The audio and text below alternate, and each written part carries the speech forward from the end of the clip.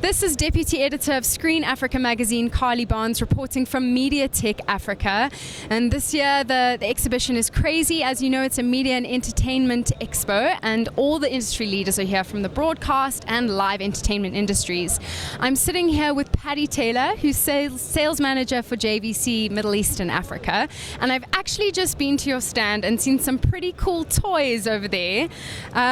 Is there one in particular that you'd like to chat about today?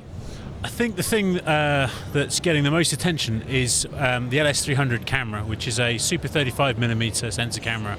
And the reason everyone's really excited by it is because it's a very cost-effective unit. It's a little bit over $3,000, but it's got interchangeable lenses on it with a very large sensor. So we're getting everyone from students to documentary filmmakers to commercials houses, to guys that got DSLRs that are really interested. And then as well as it is having this sort of great sensor and shooting 4K, which seems to be the buzz with everyone at the moment, like virtually all the JVC range, it's just live streaming.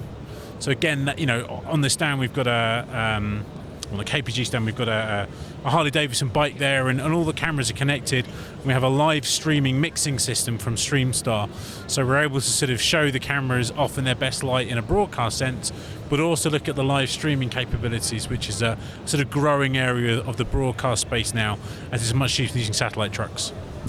Technology is sort of growing and changing and developing some really exciting things that are happening. Can you comment on that at all? We've got kit on two stands, Considium and KPG, and both of those stands have got a real focus on workflow. So as you mentioned, you know, you're talking about digital data, you're talking about metadata and managing the files. It's not just about the images. So on both of those stands, they've got different solutions. I think you'll be talking to the guys from Axel later on. So for example, they've got an ingest tool which enables us to get our files from the camera into their MAM system, which then means they're accessible very readily over the network. We've got FTP as well, so a user can access our files from the camera, but more often than not, what they want to be able to do is share those files with multiple people and look for comments back. So if you shot this interview and then your editor said, I'm not sure I particularly like the angle that you took, he'd be able to review that and send information and content back.